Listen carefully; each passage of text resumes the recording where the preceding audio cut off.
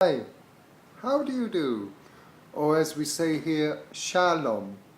My name is Paul Robert Thomas, and I'm not James Bond, but I'm a song lyricist. Try saying that after a few beers. I was born and I grew up in the North London area of London. That's Swiss Cottage, Primrose Hill, and that's where my family home is. It's just a few minutes down the road from where Paul McCartney lives, and also the Abbey Road Studios.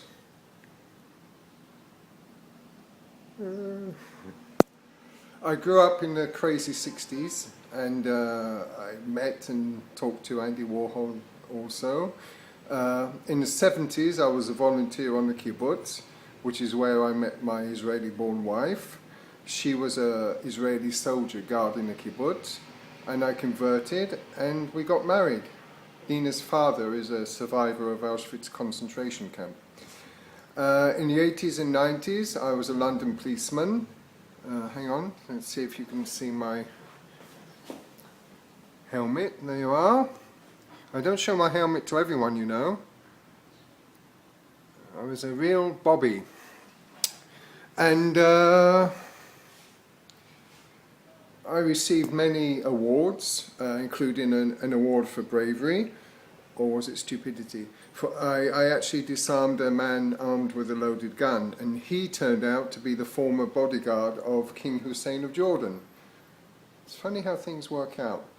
In 1996 I took the police to court because under the Race Relations Act, because of their anti-Semitic and anti-racial treatment of me, and I beat them hands down in court. So after having beaten the British police, who are in fact the British government because they're funded by the Home Office, by the police, and having proven them to be a racist organisation, the option left to me was to leave the UK and to immigrate to Israel, which we did in '96, with my Israeli-born wife Dina and our children.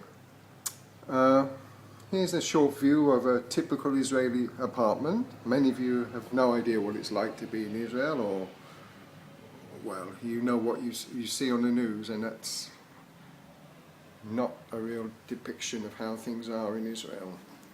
There you are, take you on a panoramic view.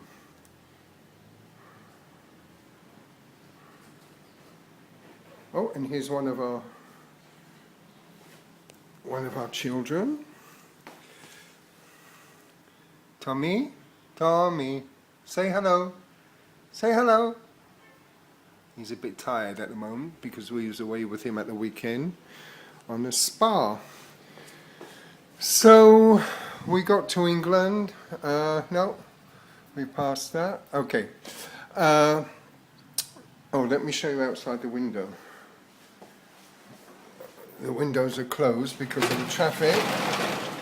Oh, I don't know if you can see it or hear it.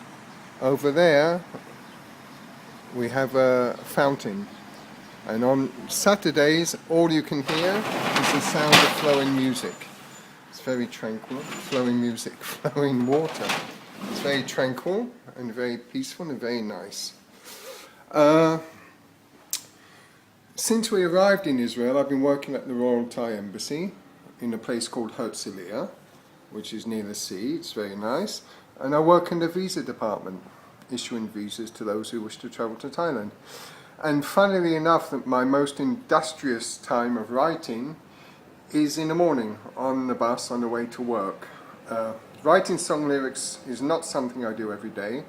In fact, I might not write anything for days, weeks or months, as I don't forcibly sit myself down and try to write until I'm inspired to do so. Inspired by whom, you may ask? Well, I believe that creation is good and is a gift from God.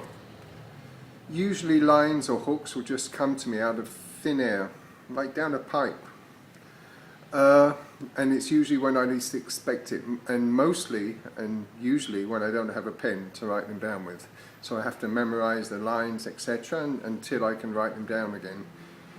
And often a whole set of lyrics or chorus will develop from that line. But it's not an instantaneous process, and I can carry around ideas for lyrics or lines or or words for a long, long time, sometimes years. And then suddenly another line or lyric will come to me, and I'll think, hello, that fits in with that one that I wrote down some time ago, and then I'll start to put them all together. I work with bands and artists all over the world through my music sites on Facebook, MySpace, Reverb Nation, and my website is www.paullyrics.com. And I'm I'm contacted even by artists who wish to put my lyrics to their words. No, my lyrics to their music. Unfortunately, I don't write lyrics to music that's already been written or composed, as I find that this detracts from the value and power of my lyrics. And I try to write,